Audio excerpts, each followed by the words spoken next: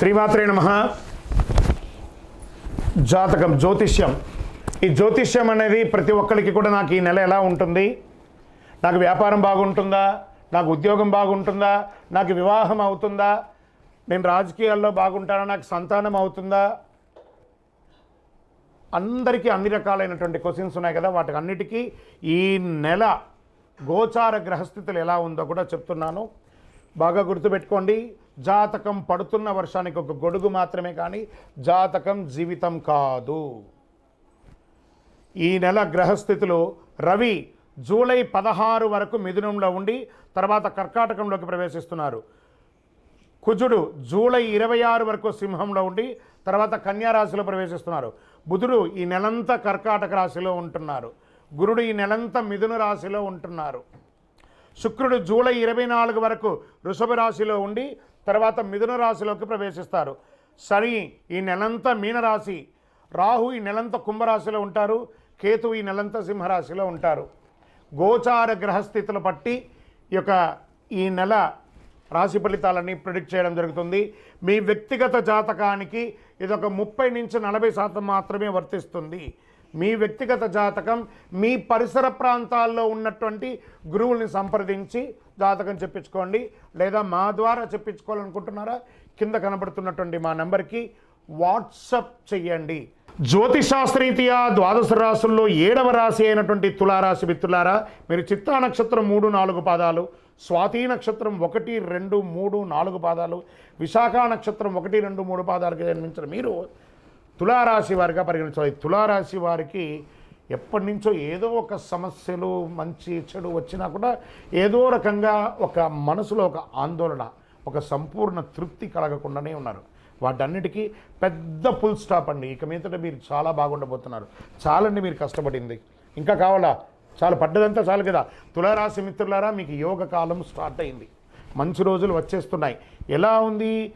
చాలా వరకు అనుకూలంగా ఉంటుంది. ఇలా కొన్ని ముఖ్య ప్రయత్నాలు అనుకూలిస్తుంది. ఆర్థిక వ్యవహారాలు సంతృప్తికరంగా సాగుతుంది.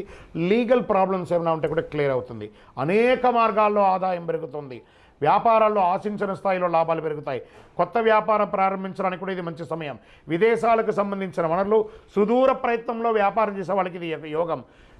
ఉద్యోగరీతిగా విదేశాల్లో ఉన్నవారికి ఇది యోగ కాలం అని కూడా చెప్పచ్చు. ఇంట్లో శుభ కార్యక్రమాలు జరిగే అవకాశం ఉంది. కుటుంబంలో సుఖ సంతోషాలు వెళ్ళి విరుస్తాయి. విడిపోయిన దంపతులు కలిసే అవకాశాలు ఉన్నాయి. ప్రేమ వ్యవహారాలు సంతృప్తికరంగా ఉంటుంది, సానుకూలంగా సాగుతాయి. ఉద్యోగ వాహన ప్రయత్నాలు తప్పకుండా మీకు గృహం, వాహనం, ఉద్యోగం ఇవన్నీ కూడా ఈ నెల రాబోతుంది. పరిస్థితులు వేగంగా అభివృద్ధి చెందుతాయి. వేరే నగరం లేదా వేరే దేశంలో వెళ్ళి, వేరే రాష్ట్రంలో వెళ్ళి ఉద్యోగం, వ్యాపారం చేసే అవకాశాలు ఉన్నాయి. ఉద్యోగంలో అధికార యోగం, డాక్టర్స్, లాయర్స్ తదితర సర్వీస్ సెక్టార్లో ఉన్న వాళ్ళకి ఇది ఒక యోగ కాలం అని కూడా చెప్పచ్చు. 3 పువ్వులు 6 కాయలుగా ఉన్నటువంటి సమయం తులారాశి వారికి ఆసన్నమైంది. 1, 2 వ్యక్తిగత సమస్యల నుండి బయటపడతారు. ఇంకను సమయం బాగున్నప్పుడు తప్పిదాలు చేయకూడదు. ఎలాంటివి ఇల్లీగల్ అఫైర్స్ పెట్టుకోకూడదు, అసాంఘికమైనటువంటి కార్యక్రమాలు చేయకూడదు. ఇవి చూసుకోండి.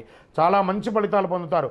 పోటీ పరీక్షల్లో రాస్తున్నటువంటి విద్యార్థులకి అవార్డ్స్, రివార్డ్స్ రాబోతున్నాయి. క్రీడల్లో క్రీడాకారులకి, కళాకారులకి యోగకాలమైనటువంటి సమయం. ఇండస్ట్రీస్కి ఇది ఒక మంచి సమయం కూడా చెప్పచ్చు.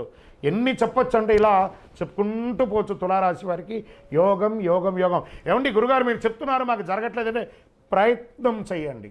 ప్రయత్నం చేసిన వాళ్ళందరూ సక్సెస్ అవుతున్నారు. విద్యార్థులకి యోగకాలం అని చెప్పచ్చు. ఆరోగ్యం గణనీయంగా బాగుంటుంది. రక్తపోటు, కొలెస్ట్రాల్ అన్నీ కూడా కంట్రోల్లో ఉంటుంది. రాజకీయ నాయకులకి యోగం, మంచి పొజిషన్ పొందే అవకాశాలు ఉన్నాయి. షేర్ మార్కెట్ చాలా బాగుంది. వ్యవసాయదారులకి బాగుంది. సాఫ్ట్వేర్ రంగం వారికి బాగుంది. ఇంకా ఇన్ని బాగున్నప్పుడు కాస్త జాగ్రత్త కూడా పడాలి కదా. చంద్రాష్టమం 27/2025 6:12 ఉదయం నుండి 22/7/2025 8:15 వరకు చంద్రాష్టమం ఉంటుంది ఉదయం. ఈ 2 రోజులు చాలా జాగ్రత్తగా ఉండాలి. ఆచితూచి వ్యవహరించండి. సంతకాలు పెట్టేటప్పుడు, ఇతరులతో మాట్లాడేటప్పుడు అదుపులో ఉంటండి. జ్యోతిశాస్త్రరీత్యా ద్వాదశ రాశుల్లో 7వ రాశి అయినటువంటి తులారాశి మిత్రులారా, మీరు చిత్తా నక్షత్రం 3, 4 పాదాలు, స్వాతి నక్షత్రం 1, 2, 3, 4 పాదాలు, విశాఖ నక్షత్రం 1, 2, 3 పాదాలకు జన్మించిన మీరు తులారాశి వారిగా పరిగణించాలి. తులారాశి వారికి ఎప్పటి నుంచో ఏదో ఒక సమస్యలు మంచి చెడు వచ్చినా కూడా ఏదో రకంగా ఒక మనసులో ఒక ఆందోళన, ఒక సంపూర్ణ తృప్తి కలగకుండానే ఉన్నారు. వాటన్నిటికీ పెద్ద ఫుల్ స్టాప్ అండి. ఇక మీదట మీరు చాలా బాగుండబోతున్నారు. చాలండి మీరు కష్టపడింది, ఇంకా కావాలా? చాలా పడ్డదంతా చాలు కదా. తులారాశి మిత్రులారా, మీకు యోగ కాలం స్టార్ట్ అయింది.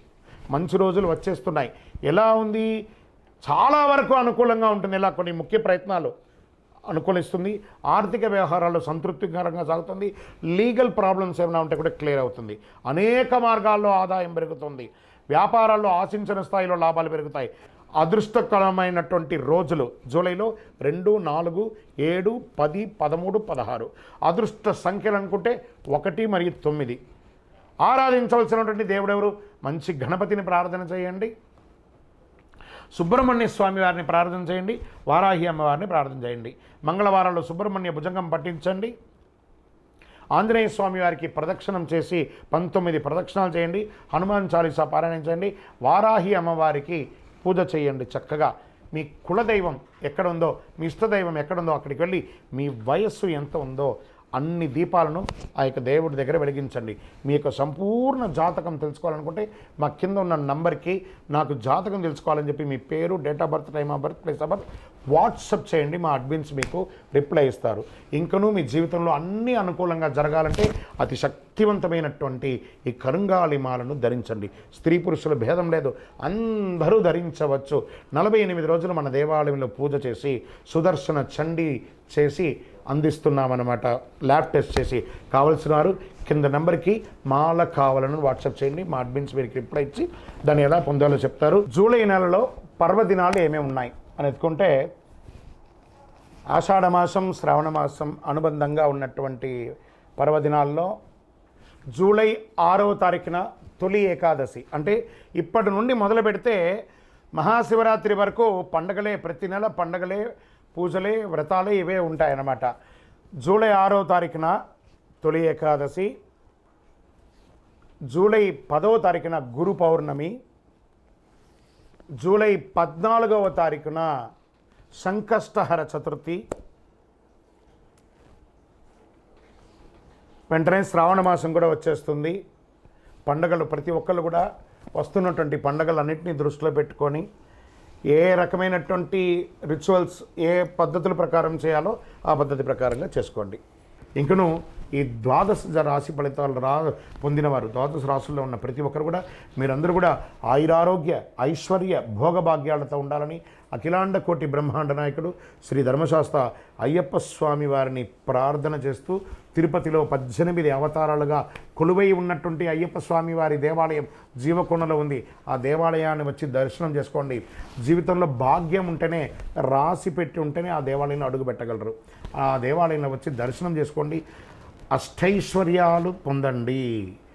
మీకోసం ఎప్పుడు ప్రార్థన చేస్తూ ఉంటాను. చంద్రమౌళి వెంకటేష్ శర్మ. వందే మాతరం, వందే మాతరం, వందే మాతరం. విజయోస్తు.